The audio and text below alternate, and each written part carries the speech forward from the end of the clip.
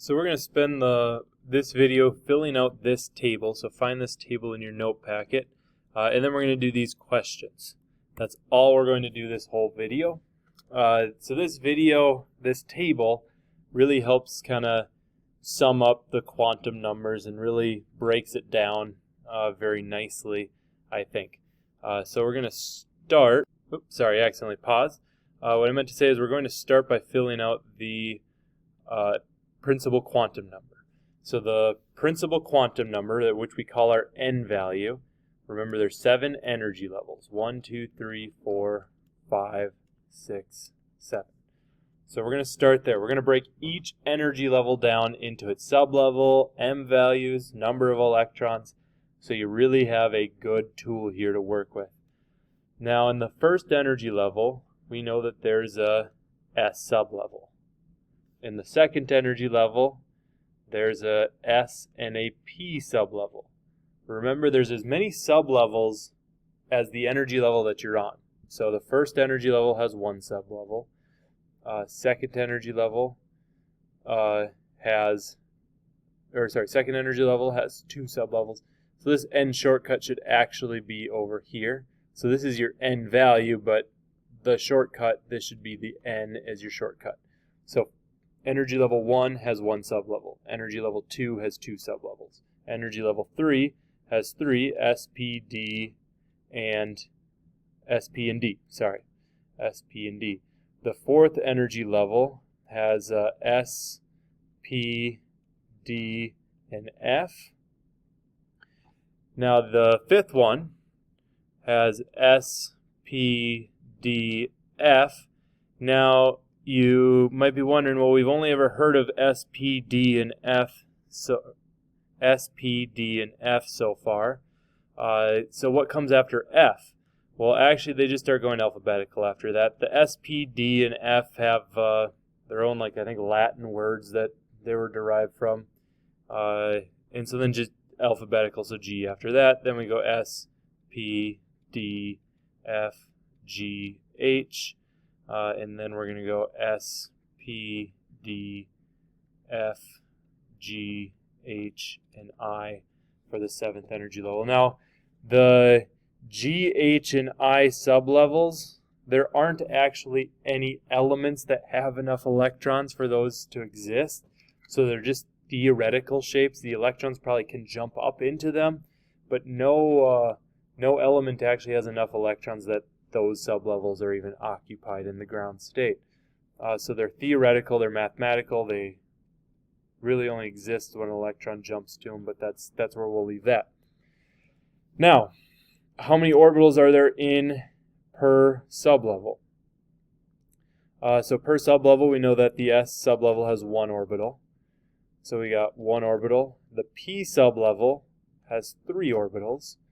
And then it goes 1, 3, and 5. S has 1, P has 3, D has 5. So let's just go 1, 3, 5, and 7. And you probably notice a pattern here.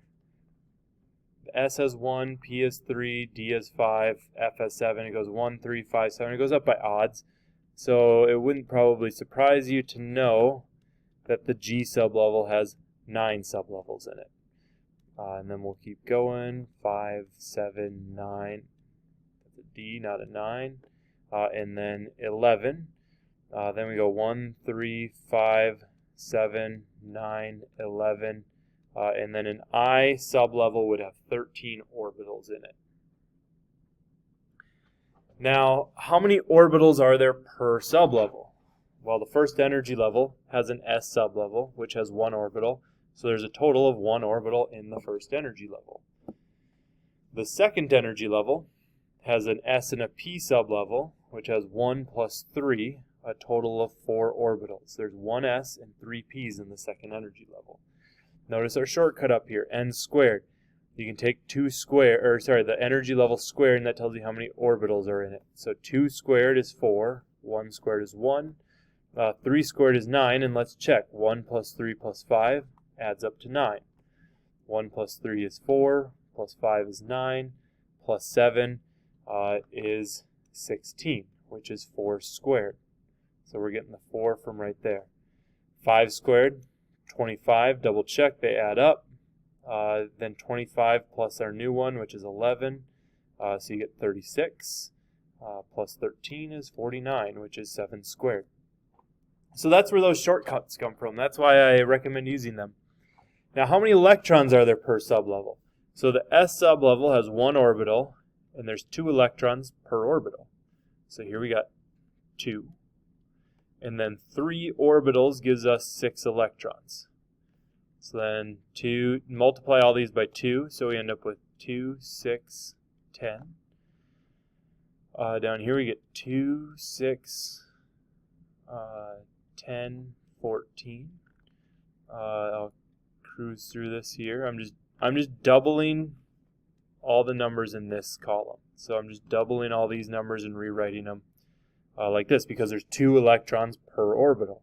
So for example, 7 orbitals tells me there's 14 electrons in that sublevel. Let's see, then we got to add 18 to that. 2, 6, 10, 14. And pause this and do it on your own if you are comfortable. 2, 6, 10, 14, 18, 22, and then 13 times 2 is 26. Okay, now how many electrons per energy level? Well, there's 2 for this one. And then this one's 2 plus 6 is 8. Or we could take energy level 1. 2 times 1 squared is 2. 2 times 2 squared. Don't forget to square it first. So 2 squared is 4 times 2 is 8. 3 squared is 9 times 2 is 18. If you add these up, 2 plus 6 plus 10 is 18. And then for this one, if you add them up, you get 32. And if you remember from physical science, we talked about the rings. Take a step back, just pause for a second here, writing down. If you remember the first energy level, we told you it holds 2 electrons. The second energy level holds 8, and the third one holds 18. And we said that's as far as we'll go. Now you know that the fourth one holds 32, and we're about to figure out the rest. This is where these numbers come from. The next one, we end up with 50, 72, and essentially I'm doubling this, right? Because it's 2n squared. Take my n squared number and double it. And I'm struggling, 98, right? Because 50 times 2 is 100, but we got 49. There we go. So we got this filled out. So now you understand how many sublevels are in each energy level, how many orbitals are in each sublevel, how many electrons, orbitals, you get all that. These are questions that you would get on a test.